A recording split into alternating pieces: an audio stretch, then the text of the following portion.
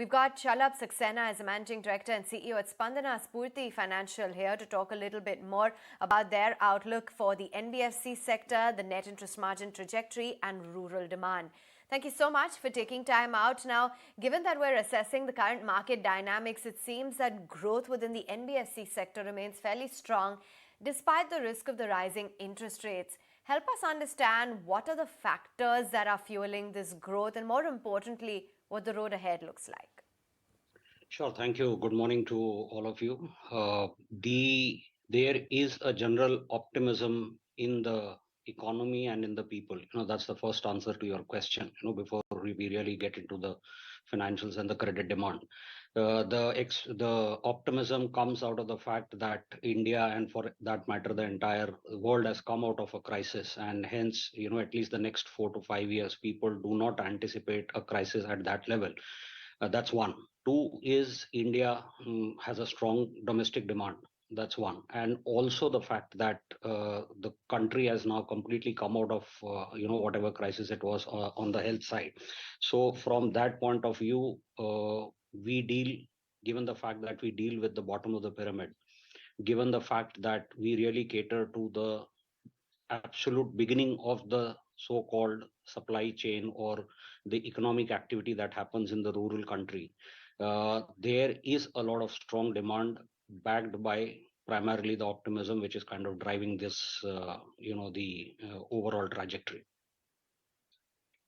Also wanted to talk about, your plans to raise funds via NCDs. Help us understand the rationale and where is it that you're going to, utilize these funds. So, beginning of the year, we came out with our Vision 2025. So we've charted a course for the next now about 2 years and 1.5 quarters. What we've very clearly said and articulated is that we want to grow the book. We want to grow the book from the current 6,500 crore levels to 15,000 crores in microfinance, and a non-microfinance book of about 3,000 crores. So that's about 18,000 crores. And there we've kind of very clearly articulated the areas there where we are going to grow. The fundraise, specifically the question that you asked, is a factor of, we have to borrow to lend. We see a huge demand. We see a good quality growth, and that's what we are going to focus. It will be a customer acquisition-led growth. And from a demand point of view, from an asset point of view, we don't see too many challenges given the distribution that Spandana has and the quality distribution that we have across the country.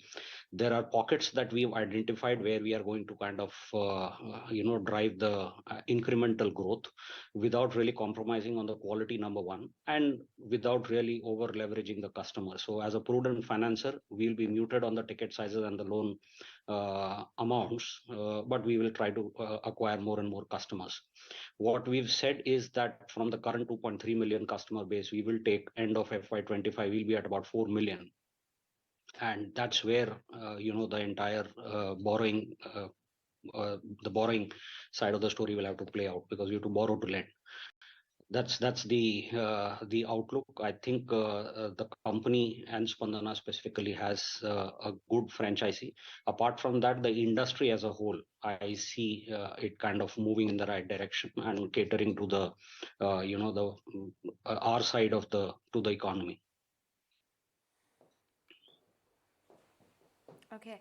Just wanted to get in a sense as to what the outlook is, given the fact that we've seen that provisions came down significantly. Reports are suggesting that the incremental provisioning portfolio, originated prior to April 21, there has been, some reduction. So can you just throw light on your asset quality trends and provisioning outlook?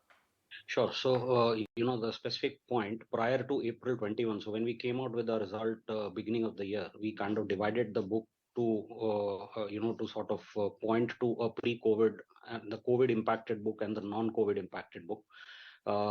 What we clearly see is a very good trend when it comes to the book which has been acquired post the COVID wave, both the wave 1 and wave 2.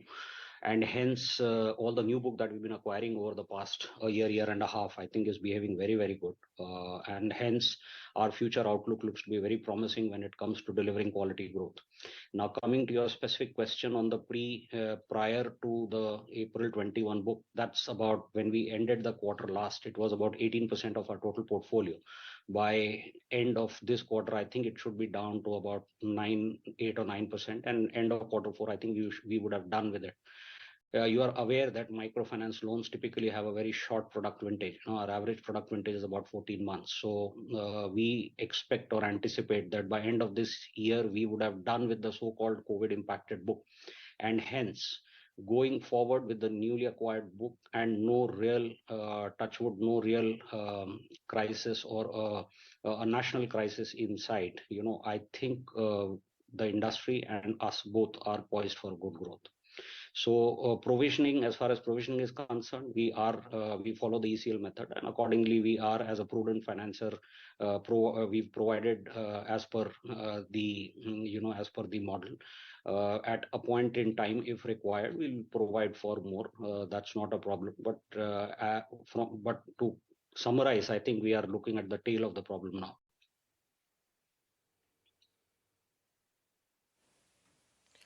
Good morning. I also wanted to talk to you about your portfolio with a special focus on rural India.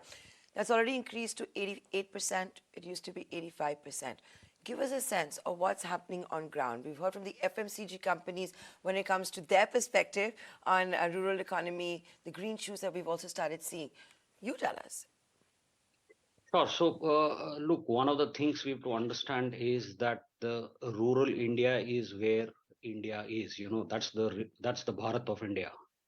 Once you it operates at a different level altogether. It has a high entry barrier for most of the financiers specifically. But once you are deeply entrenched, you practically, I won't say control the market, but you sort of, if you are able to cater to the demand of the consumer in that, in the Bharat of India, I think you are in a nicely placed position where you will be able to kind of grow the company and cater to the need of the consumer. So currently, as you rightly said, we are at about 88-89%. Hopefully, end of the quarter, we will be in the range of about 90, and that is where we'll stay, for the next few quarters. We intend strengthening our position in the rural geography and the rural heartland, where you have about 60-65% of the country's population. Now, to the specific question, that entire 65-70% of India is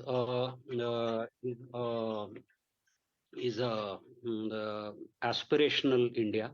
It is a India where they want to really up their standards, and hence their desire to kind of participate in their economic activities, whatever they are doing, be it the dairy, be it the capital, be it the small time grocery store, etc. So so that's where they are participating, and with the general macros favoring their participation in the economy, I think we are poised for a good next few quarters. That's also one of the big reasons we've started to hear about NBFCs becoming a tactical idea. We hosted Rhythm Desai of Morgan Stanley earlier this week in our studios, and that is what his view as well was. Thank you so much for being live with us today and taking us through the details at this particular NBFCs, and including the fundraise drive. Good to have you on the show. Thank you for having me. Thank you very much.